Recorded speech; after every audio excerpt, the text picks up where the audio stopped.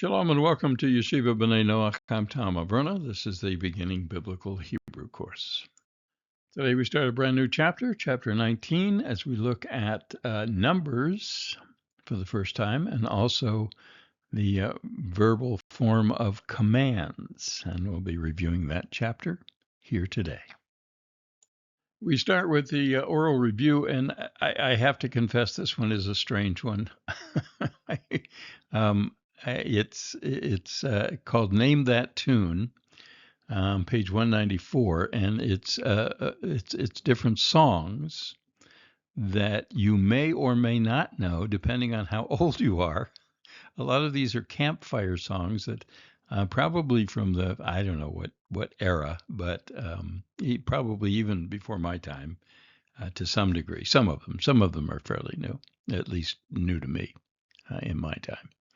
Anyway, let's go ahead and read the Hebrew, and then we'll take a look at the English translations and maybe try to sing them. Maybe not. We'll see. Let's start with the Hebrew. Ha'ish b'sadeh. Ha'ish b'sadeh. Actually, let me get this marker here while I'm thinking about it. Oh, come on. You can do it. There we go. Haihu, haderio, ha'ish b'sadeh. Ha'ish lokeach isha. Ha'ish lokeach isha. Haihu haderio. Ha'ish lokeach isha. All right, so translation sort of the man in the field, hi ho, the Dario, the man in the field. The man takes a wife. The man takes a wife.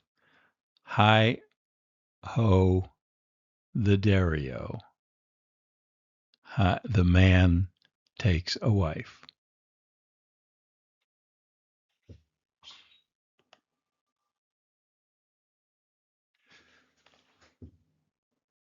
So that is our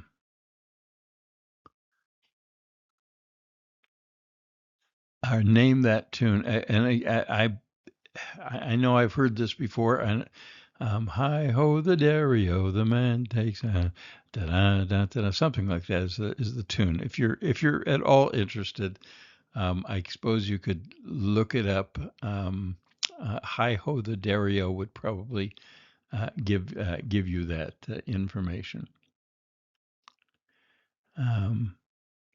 So, and then okay, let's move on. This one may be a little more familiar. Let's see. So, Ach Yaakov,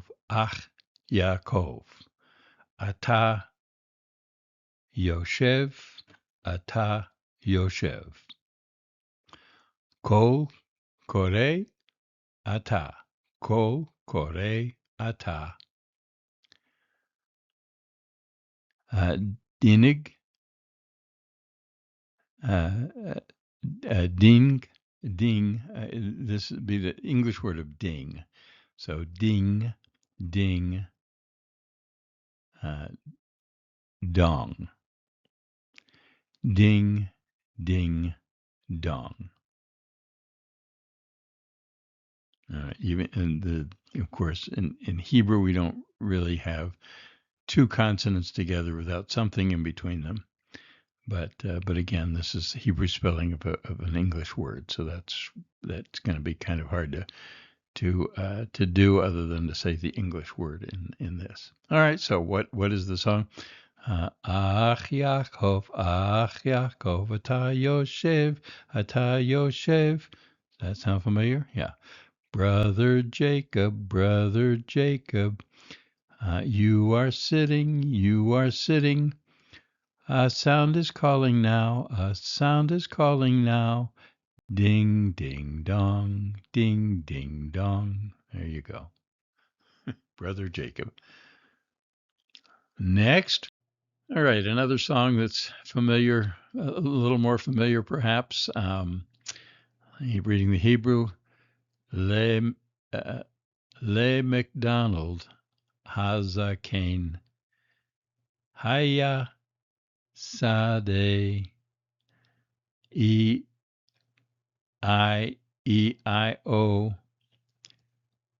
I'm not going to try and sing it in the Hebrew right now. Let's just translate. Or just read the Hebrew here. Uvasade Haita Lo Tson E-I-E-I-O Im Ba Sham U Va Ba Sham Hine Ba Visham Ba Bekol Makom Ba Ba. So Hazaken Le McDonald would be old McDonald had a field. E-I-E-I-O. And in the field, he had a flock. E-I-E-I-O. With a ba-ba here, or there rather, with a ba-ba there, and a ba-ba there, here a ba, and there a ba, everywhere, or in every place here, in every place, ba-ba. There's Old McDonald's. Had a farm, or had a field in this case. Since we haven't learned the word for farm yet, I guess we'll do field instead. Okay, that's that one. Okay, so this is another tune that you, or yeah, I guess it's a tune that you might be familiar with, but when we get to the translation, it'll seem very strained. But again, they're trying to use words that you know. But let's go ahead and read the Hebrew.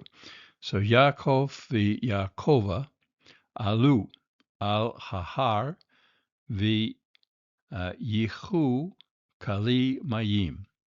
Yaakov yarad the rosho lotov the Yaakova acharav. So Jack or Jacob, Jack and Jacoba, Jack and Jill,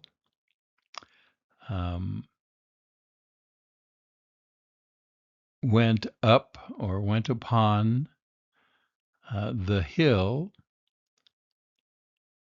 and took a dish of water. I think it's took a pail of water in the original, but anyway. Jack went down and his head was not good, broke his crown is how it goes in the song. And Jill, Yahovah, and Jill was after or went after. And so Jack and Jill, Jack fell down and broke his crown, and Jill came tumbling after is how it goes in the original. But anyway, so there's that for name that tune. All right, let's keep going. We're not done yet. Okay, so this song I do remember as a camp song that I have sung before, but let's read the Hebrew. Haaretz hazot artcha hi. Haaretz hazot artchi hi. So this land is your land. This land is my land. So this land is your land. This land is mine. This is Pete Seeger, I think, did this. From California to the New York Islands. The Redbird Four. I could go on and on, but I probably shouldn't. All right, so that's that name that tune. All of these on page 194. Or we're doing the oral review in case you were wondering where the blazes this comes from. So page 194, oral review. And now something a little more modern. When I say modern, I'm referring to my generation, but at any rate, another name that tune that will probably be familiar to you. So, he ohevet otcha, yeah, yeah, yeah. He ohevet otcha, yeah, yeah, yeah. Think Beatles. She loves you, yeah, yeah, yeah. She loves you, yeah, yeah, yeah, etc., etc. One of these days I'll tell you my Beatles story. Anyway, not today, probably. And last but not least, this one is not so much a song, I don't think. It's something you do on your fingers. You'll see in a minute.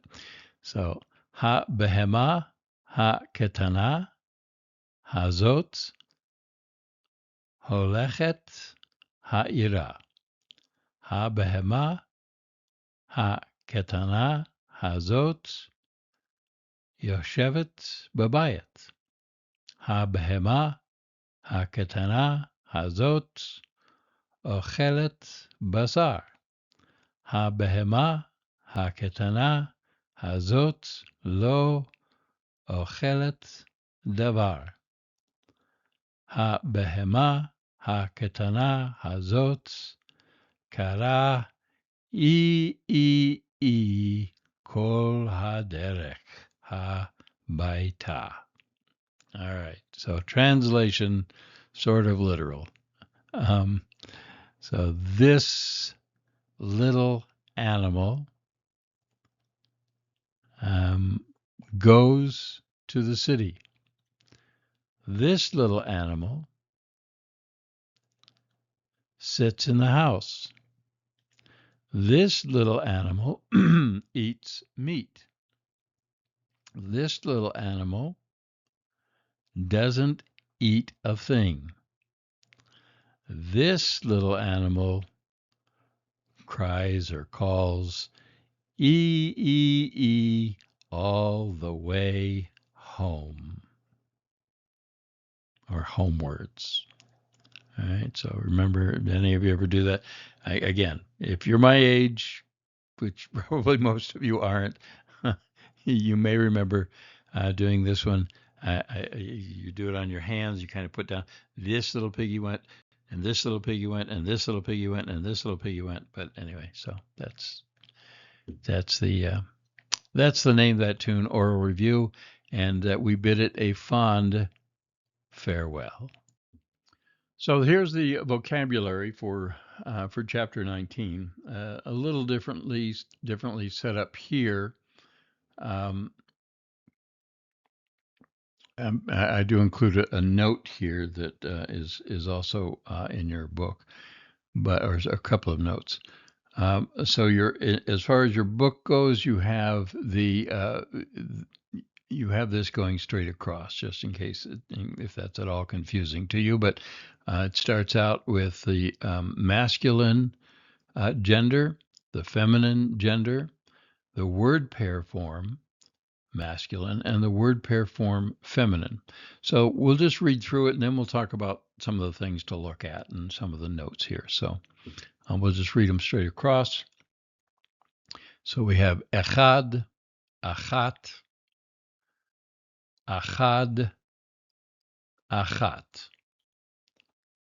Shnayim, shtayim. Shnei, shetei. Shlosh, I'm sorry, shlosha, shlosh. Shaloshet, shalosh. Arba'a, arba. arba'at, arba.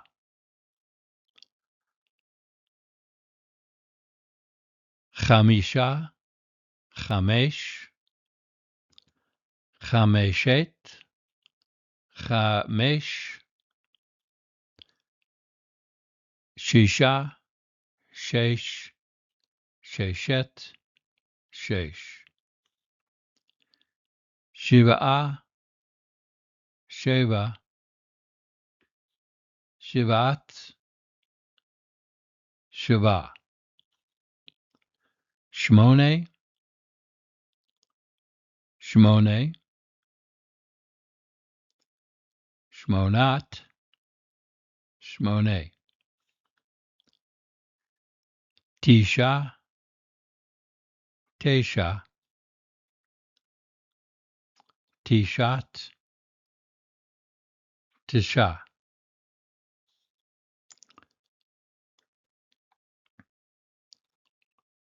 Esra, or I'm sorry, asra, eser, aseret, eser. So that was 1 through 10. Now let's take a look at some of the notes here. Notice the unusual fact that the masculine forms of the numbers 3 through 10 take the a ending, which is normally feminine. So again, and notice, please, again, I always ask you to look for patterns. So you look at all of these and you think to yourself, I have to memorize a lot of things here. But if you think about it, I would start with the memorization of the feminine. Because when you get to the masculine, really all that happens is you add this a to the feminine form. You add the a to the feminine form. So if you have the feminine memorized, then that becomes a lot easier to pick up the masculine. So the only two that you have to deal with are achat and echad, shtayim and shnayim. But again, they look similar enough that you ought to be able to recognize them, especially in this chapter, in these exercises, knowing that you're working with numbers. You should be able to recognize shnayim and shtayim as 2. So again, that's one pattern to look for here. And then as far as the word pair forms, again, generally speaking, your feminine form is going to be a lot more familiar than your masculine form. But it still looks enough. Achat and achad would still look enough alike. I think that you wouldn't get too thrown with that. Shnei and shtei, again, shnayim and shtayim, shnei and shtei. So what you're seeing here is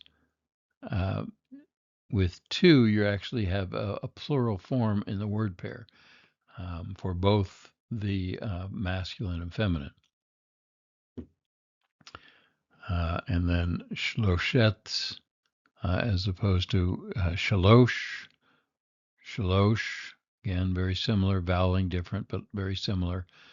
You should be able to recognize these again in the feminine, and then the masculine just slightly different. The other note here is the word pair forms of 8, 9, and 10 are rarely used.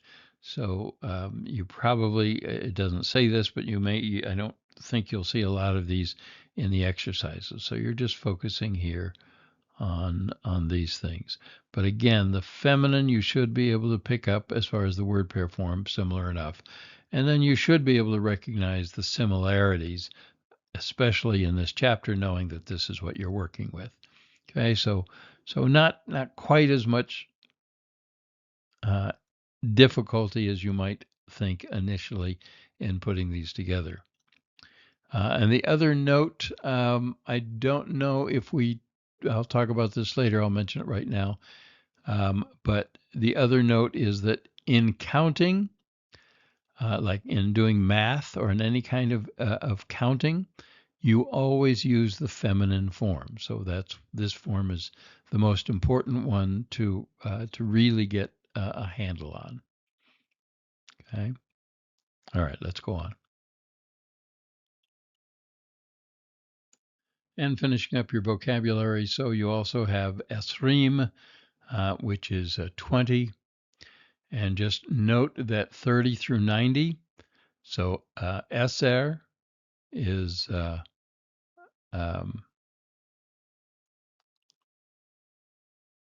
is 10. So, but 10 in the plural form then is going to mean 20. So you're just adding im to there. Now, so since 10 it changes to 20, this is a little more complicated, but note that 30 through 90, you simply use the feminine form of 3 through 9 and add im to it. Again, your book doesn't go into the 30 through 90, but it's pretty easy to recognize because that's all you do. You're just adding im to the feminine form of 3 through 9 to get 30 through 90. And then 1,000, skipping through the hundreds at this point. 1,000 is Aleph. Remember, Aleph is 1. 1,000 is Aleph. Many teachings based on that. Alephim is this is singular, Alephim plural, and Alphe would be the word pair, 1,000 of something. And then the last word, not related necessarily to counting, is al, which is do not. Do not. Okay. Not to be confused with al with an ayin, which is upon, about, on, or over. But al with an aleph is do not. So, and I apologize if this is more confusing than it should be. This is not in your book. Your book at this point goes directly onto verbal commands, and we'll get there shortly. But I wanted to spend a little more time on numbers since we're here, because there are a lot of patterns that make it easier to count more than just 1 through 10. So we talked about esrim being 20, but to make 11 on here, so you have echad and achat as 1. So numbers 11 to 19 are made by adding the word esrei or asar to the numbers 1 to 9. So asar in the masculine. So echad asar, although it might be in a different order. We'll talk about that in a minute. But shnayim asar, shlosha asar. So these are all 11 through 19. In the feminine form, then you would add esrei to pick up the teen, essentially. So you think of this as in English, you say you add the teen. Well, you do that starting with 13, but you're essentially adding teen to each of the words. So so you have 11, 12, 13, but all you're doing is you're taking the regular feminine and masculine forms, and you're simply adding either asar or esrei to get to the rest of it. And then esrim, you have the plural for. So again, some of the numbers 1 to 9 have vowel changes when they combine. You will need to be able to recognize the numbers 11 to 19, but you don't need to memorize them, your book says. So just be aware of that. So a lot here in numbers, but if you think of the patterns, if you focus on the patterns, really, all you need to really memorize is the feminine form and the masculine form of 1 through 9. And then the rest, look for patterns to to get through it. Okay, so just be aware of that. And then one more thing I want to put in here. And this, again, you don't need to know for this chapter for the exercises, but it is a note in the back of your book, note 36, that gives you the ordinal numbers as well. And so you can see some of the similarities, Shnayim, Shlosh, Rabim, etc. You can see some of the similarities that should make it recognizable to you, but this would be first, second, third, fourth, etc. through 10th.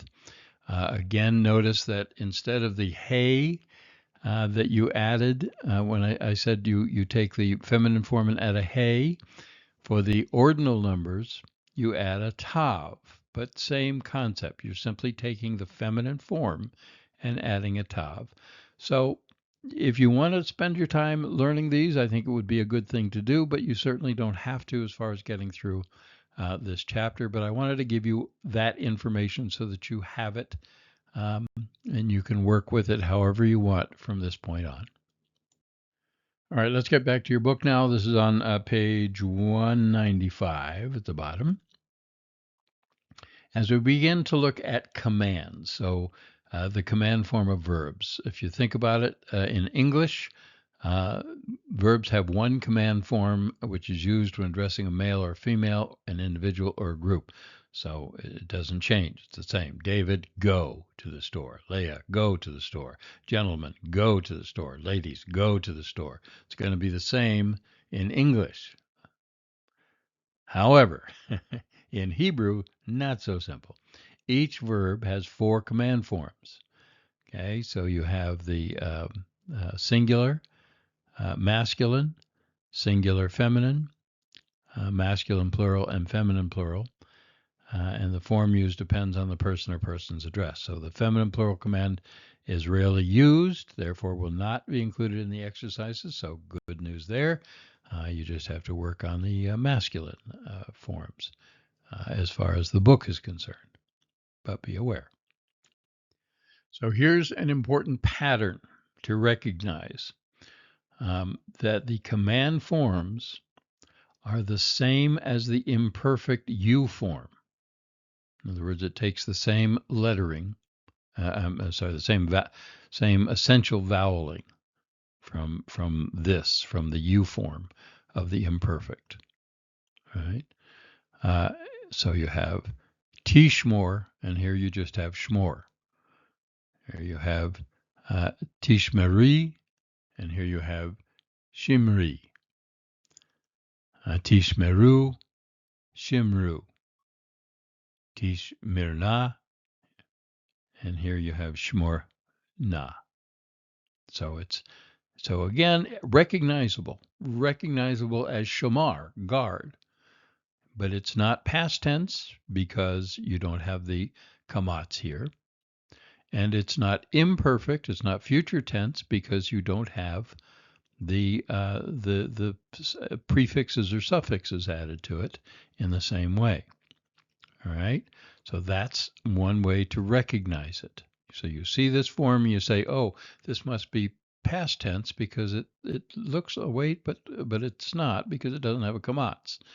All right, so that's your key. That's the pattern that you're looking for. All right, so going down to the sentences that they put in the book, so you will hear our voices would be tishma et kolenu.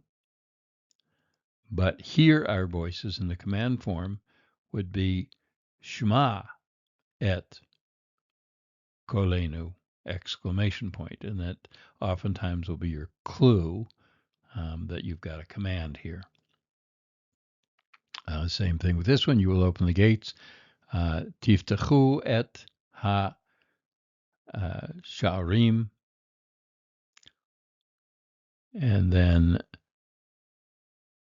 petchu. So again, you're dropping the tav, but this F, this fe becomes a pei because it begins the word now. It's not within it, so that's why you have a dagesh in here, and it becomes a P rather than an F. So petchu et ha sha'arim, exclamation point, open the gates. look for the patterns. Make it easy on yourself. Be aware of the patterns. So this gets a little tougher, perhaps, because and the drop letters are always going to be a little tougher to look at, but there are still patterns that you can see. So you will take the bread would be tichach, because the lamed has dropped off here of lachach, and you have the prefix of the tav. So you will take halechem, the bread. But in the command form, the drop letter still drops off. So again, it's as the pattern given to you before. The imperfect becomes the same word without the tav in front. So kach et halechem. So here you have two clues. One is that you have the exclamation point, so you can pretty much guess that this is a command form. But even without that, you haven't seen this verb form anywhere else but in the imperfect, but there's no prefix, so that's your sign, that's your pattern that tells you that this is the command form. All right. You will settle the land, tishvu ba'aretz, becomes shavu ba'aretz, again, just the tav drops off. All right. So, but it keeps the same form here. So that this is you feminine, this is you feminine, this is you masculine plural, the te'u form. So you still have the u, but the yad from yeshav has still dropped off, but shavu. So teshvu and shavu. Again, you should recognize this because it doesn't have a kamatz as the imperfect form without the tav or without the prefix. And that should tell you that that is a command form. And again, you have the exclamation point. So negative is familiar to you. You've already seen this. The lo makes your verb negative. There is one other in this case. We'll get to it in a minute, but just take a look at lo then. Lo in front of lo ta'aseh milchama. So you will not make, or you shall not make, war. Normally you would translate this will make war. Okay. And the other thing is sometimes you'll see this translation, thou shalt make war, just to emphasize that it's a command. But this would be your negating there of that. And then the negative word al is used with an imperfect tense verb to form to express immediate and temporary prohibitions. More complicated to remember, I know, but this is you're just going to have to memorize this. You're just going to have to think about this. So lo is used to negate. It's absolute negative. Whereas al is, okay, for now, don't do this. So al tipatach et ha-sha'ar, don't open the gate. Okay? Don't open the gate. For now. I might let you open the gate later. So that's why you would use al as opposed to lo.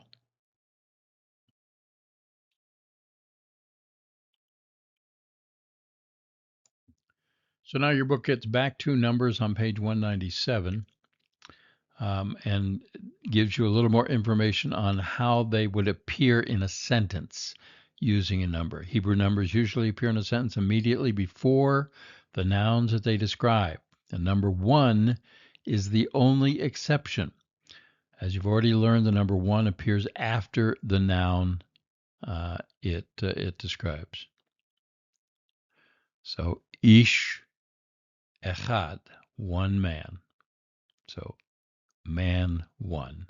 ish echad. And if it helps, if you know the Shema, then you know that the ending of the Shema is Adonai echad, one Lord, one God, echad. So the one is the exception. It usually, it generally appears at the backside, at the end of the after the noun. Sorry, whereas all of the other numbers are going to appear before the noun. Shlosha, malachim, 3 messengers or angels. Chamesh, banot, 5 daughters. As with everything else, numbers are adjectives, and they must agree in gender with the nouns, gender and number with the nouns that they describe. So, arba'a anashim, 4 men, and again thrown here because you see the hey and you think, oh wait, that's feminine, but no, in terms of numbers, the masculine takes the feminine form. Okay, so arba'a anashim and arba nashim, 4 women. And then again, singular, plural. Shlosha ish, 3 men. Shlosha anashim. So again, numbers above 1 can be followed by singular or plural. Now, but they always have a plural meaning, so you just have to read into the context. So shasha ish would be 3 men, okay, because you can't have 3 man. So it'd be 3 men, even though ish is man, you translate it as men. And you would do the same thing, of course, with anashim, which does mean men, or it could mean people or children. People. So shlosha anashim, 3 men. See the difference?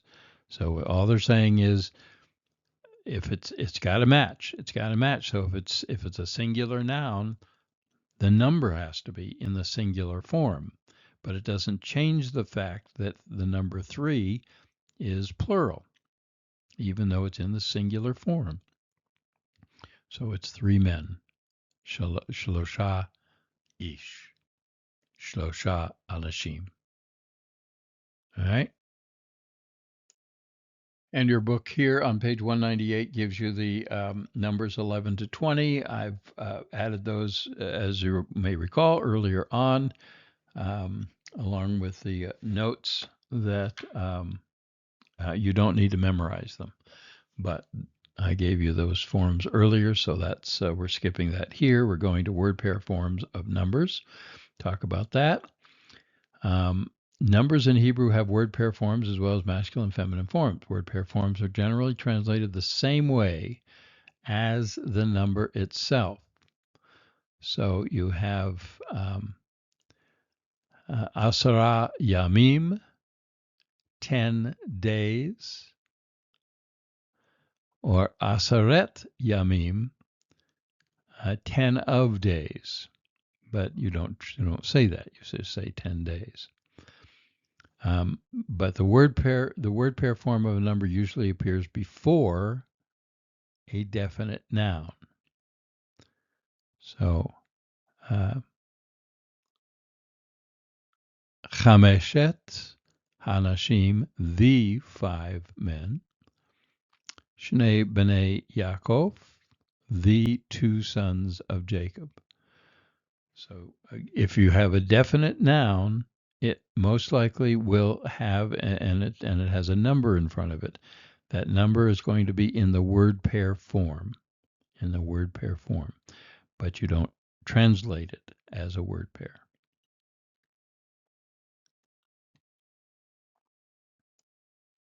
And finally, dealing with age in the Bible, the age of a person is indicated by ben for a female and bat for a female. So literally translated as Abraham is a son of 100 years. Or Abraham is 100 years old to translate. Rachel is a daughter of 7 years, or just Rachel is 7 years old in the translation. But so Abraham ben Me'ah Shana, Rachel bat Sheva Shanim. So just be aware that ben and bat is not translated in terms of using the numbers in a sentence. And there are other things about biblical numbers that are interesting, but that's for biblical study, and we'll save that for another time. So that is chapter 19, Commands and Numbers, the review of it, and then we'll start on exercises in the next video. You might want to spend a little more time here, and I will check out the Google Docs page. I will have a sheet in there, a document in there that will have links, or you can do this yourself. Just Google Hebrew numbers. There are all kinds of, just like you learn, English numbers or Spanish numbers or anything else, there are songs that might help you to remember them. So I'll put some links in there, but there are many others that I think I just have 4 or 5 links. Many others out there that may or may not work better for you. So, but you have that you can go to if you want to, or just like I say, Google Hebrew numbers and check out what's available to you there. That's probably a very good idea for this chapter. And you probably will want to spend a little more time with this chapter than perhaps you normally do, because there's a lot here. The numbers are important, though, as with any learning any language. Learning the numbers matters, but it's sort of more complicated in the Hebrew than in other languages, I think. Not that I know any other languages, but just because of all of the rules regarding when it appears and what form it takes, the word pair form or the regular form, etc. So spend some time, really make sure you've got these down. Use, as I say, Google Docs, use Quizlet to practice. All of the flashcards are up on Quizlet. So go over them and over them and over them until it becomes fairly easy for you to recognize the numbers. And as I said before, really focus on the feminine form. Make sure you've got the feminine form down perfectly.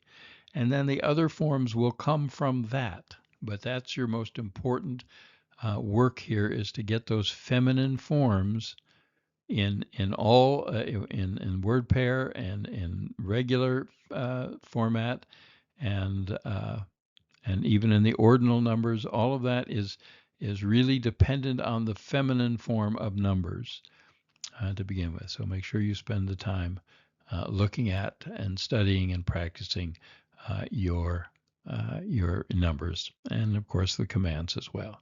All right, so we'll see you next time as we take a look at the exercises for Chapter 19, Commands and Numbers. Thanks for spending this time with me.